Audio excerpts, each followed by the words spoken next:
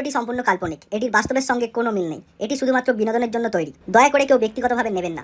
শিশুরা ভিডিওটা থেকে দূরে থাকো, আর বৃদ্ধরা ভিডিওটি দেখবেন না। আর হ্যাঁ, ভিডিওটি দেখতে আপনাকে অবশ্যই হেডফোন ব্যবহার করতে হবে। সত্যি তো, এইভাবে যৌবনের জ্বালা কতদিন ধরে ধরে রাখবো বলো? আর তোমার দাদা কবে আসবে বলছি তো, টিকিট কাটবে, কিন্তু কবে আসবে তার কোনো ঠিক নেই। তুমি ঠিকই বলেছো। তাহলে ভাবে শোনো, আজকে রাতে তাহলে আমি আসছি। দেখো, তুমি যতদিন ধরে বিদেশে পড়ে আছো না, আমার একদম ভালো লাগে না, বিশ্বাস করো। আমার এক ফোঁটাও কাজে মন বসে না। শুধু এ কাজ করে ও কাজ করে আমার রাত পাড়িয়ে যায়। একদম ভালো লাগে না। তুমি পারলে এরকম করে আমাকে ফেলে একা বিদেশে চলে গেলে। নতুন বউকে বিয়ে করে একবারে বিদেশে চলে যায় বাড়া। আমার একদম ভালো লাগে না। আমার যৌবনের জ্বালা কে মেটায় বলো? আমার ভিতরের পানিগুলো কি হচ্ছে, জমে জমে আমার ভালো লাগে না। হাতটা ভারী হয়ে যাচ্ছে ধীরে ধীরে। দেখো, এরকম করে যদি থাকো না, আমার ভিতরে পানিটা জমে জমে আমার অসুখ ধরে যাবে বাড়া। আমার একদম, আমি আর থাকতে পারছি না বাড়া। আমার যৌবনের জ্বালা আমি আর সহ্য করতে পারছি না। তুমি যদি না আসো না, তুমি তো বলছো ওরা কবে আসবে, কবে টিকিট করবে। এইভাবে থাকলে আমি কিন্তু ফটিককে দিয়ে দেবো বাড়া, তখন তুমি চোদন বুঝবে বাড়া। ফটিক এসে বাড়া তোমার পাকা ধানে এসে মই দিয়ে যাবে, তখন বুঝবে।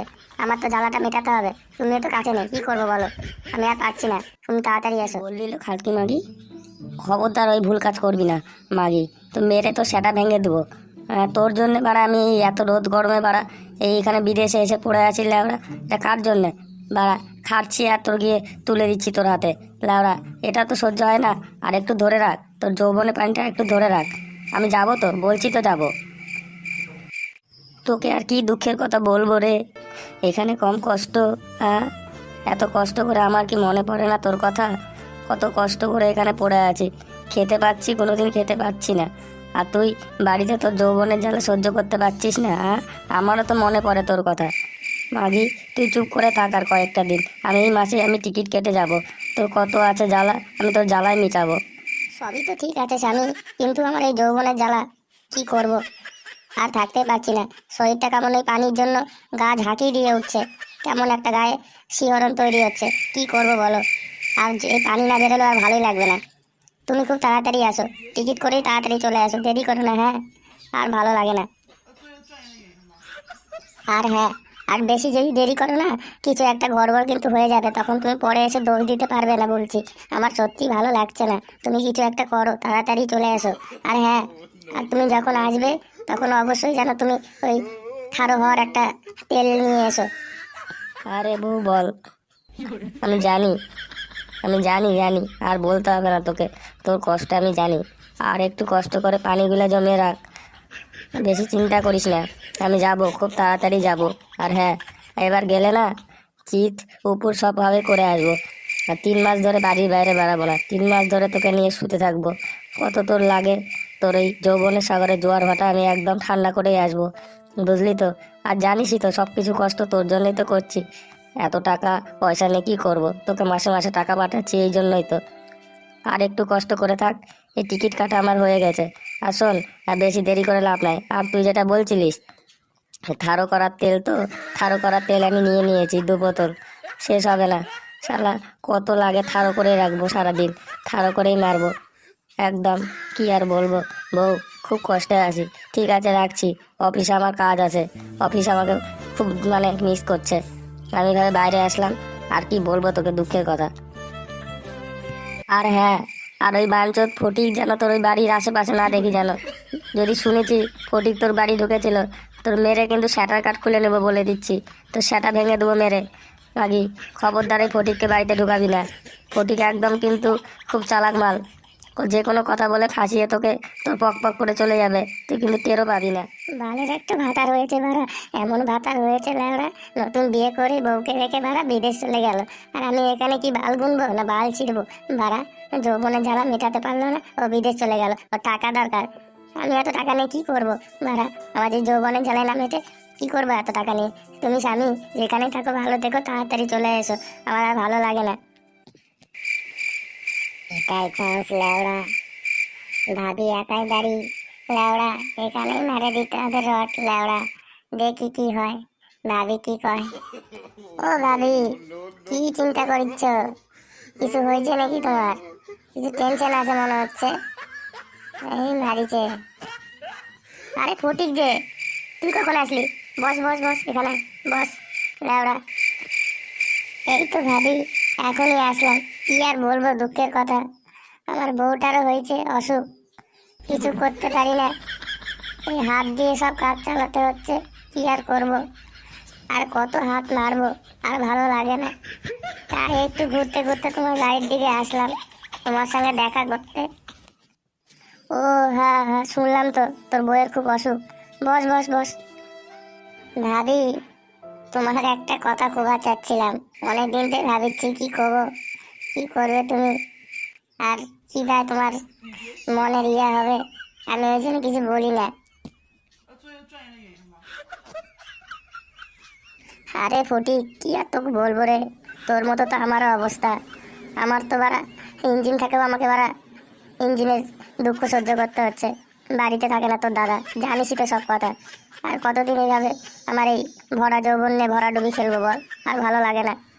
আর তোর এদিকে তোর বউ আছে, তুই আবার কিছু করতে পারছিস না, তোর বউ অসুস্থ। তো দুজনের অবস্থা একই রে, কি আর বলবো বল। তাই জন্যই তো ভাবি একটা কথা কবার চাচ্ছিলাম, যে দুজনারই কাজটা সফল হয়ে যেত, সুরাহা হয়ে যেত, তোমারও হয়ে যেত আমারও হয়ে যেত। বল না বল, কি বলবি বল, সবই তো শেষ, থেকেও শেষ, বল। ভাবি, পার্সোনাল কথা, একটু কাছাকাছি আসে বসো, ভালো হয়। ও আচ্ছা আচ্ছা, ভাবি তাহলে কথাটা বলি, রাগ বাগ কিছু করো না আবার। শোনো, আমি বলছিলাম, তোমারও তো বর বাইরে থাকে, তোমারও যৌবনে জ্বালাটা মেটানোর দরকার, আর এদিকে তো আমারও তো বউ অসুস্থ। কি করবো বলো, হাত দিয়ে আর কতদিন হ্যান্ডেল মারি চলবে বলো। ওই জন্য বলছিলাম যে আজকে রাতেই ফেসলাটা করে নিতাম, আজকে চলে আসতাম তোমার এখানে। তাহলে মানে কি বলবো, সহবাস করবো এক কথায়। তুমি যদি রাজি থাকো তাহলে কি বলছো বলো। এটা কেমন করে সম্ভব বলো, পাড়ার লোকেরা তো ভালো চোখে দেখবে না। তুমি একজন মহিলার বাড়িতে এত রাতে আসবে, কেউ দেখতে পেলে তো খারাপ চোখে দেখবে, কি বাজে মন্তব্য করবে, বলবে অমুকের বইয়ের সঙ্গে ফটিক গিয়ে রাতে লটর পটর করছে। আর ভালো লাগে না, সমাজের ব্যথা বেদনা সহ্য হয় না, অনেক সমাজের গানি আমাকে টানতে হচ্ছে। আমার বর একা আর এমনি রেখে গেছে, তাই সমাজের লোক, এই গ্রামের লোক, প্রতিবেশী লোক অনেক বাজে বাজে কথা বলছে। দেখো ভাবি, সবই ঠিক আছে, কিন্তু কি বলতো, এই যৌবনের জ্বালা যদি না মেটে না, তখন কোনো কিছুই ভালো লাগে না, আর নিজেকেও স্থির রাখতে পারবে না।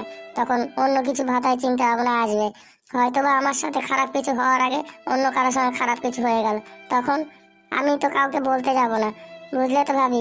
আমি তাহলে আসি। না ভাই, বসো বসো, যেও না, তোমার কথাগুলো আমার খুব ভালো লাগছে। সত্যিই তো, এইভাবে যৌবনের জ্বালা কতদিন ধরে ধরে রাখবো বলো। আর তোমার দাদা কবে আসবে বলছি তো, টিকিট কাটবে, কিন্তু কবে আসবে তার কোনো ঠিক নেই। তুমি ঠিকই বলেছো। তাহলে ভাবি শোনো, আজকে রাতে তাহলে আমি আসছি, তুমি একদম রেডি হয়ে থেকো, একদম তেল তেল মেরে সব গোটা গায়ে একদম চকচক হয়ে রেডি হয়ে থেকো। পুরো আনন্দ হবে, পুরো মজা হবে। আর হ্যাঁ, আর আসলে তুমি কি খুলেছো শাড়ি, না শাড়ি পরেছো? সে তো ভাই আমি শাড়ি পরেছি। মানে কি করতে চাইছো তুমি? আরে ভাবি, আজকে আনন্দটা কেমন হয়, কেমন হয় বুঝলে, নিজের স্বামী তো কিছু করতে পারলো না, এবার দেখো পরকীয়ার মজাটা কেমন। আমি এসেই না তোমার শাড়িটা সব খুলে দিয়ে মাথার কাছে বালিশের মতো করে দেবো, তারপরে তোমার ইয়েতে গিয়ে চুমু খাবো। হ্যাঁ ঠিক আছে, তারপরে আরো অনেক কিছু হবে। তারপরে আরেকটা কথা ভাবি, তুমি কিন্তু দরজাটা খুলে রেখো, আমি তাহলে আসি। আরে ভাই, কি কথা বলছো, আমার স্বামী তো এরকম কোনোদিনই করেনি, আর তুমি এসব করবে? ছি ছি, আমার তো লজ্জা লাগছে, কি আর বলবো, মনও মানছে না। আরে ভাবি, ওটাই তো বুঝলে না, নিজের বর হচ্ছে ব্যক্তিগত জিনিস, আর পরকীয়া হচ্ছে অন্য রকমের জিনিস। পরকীয়ার মজাটা কেমন এবার বুঝবে, খুব ভালো লাগবে, বুঝলে তো। নিজের বর তো নিজের ব্যথা বেদনা সব বোঝে, বইয়ের ব্যথা বেদনা সব বোঝে, তাই জন্য তো অত কিছু করতে চায় না। আর আমি তো পরকীয়া, আমি সব কিছু করে তোমাকে মজা দেবো, বুঝলে তো। ও তাই, তাহলে তো ভালোই হবে। তাই হ্যাঁ, দর্শকদের উদ্দেশ্যে বলছি, যৌবনের যন্ত্রণা বেশি না টাকার যন্ত্রণা বেশি, অবশ্যই কমেন্ট করে জানাবেন আপনারা। ভাবি তাহলে আমি আসলাম ভাবি, তাহলে আমার কথাটা মাথায় রেখো। রাত্রেবেলা 1টার দিকে আমি আসবো, দরজাটা খুলে রেখো।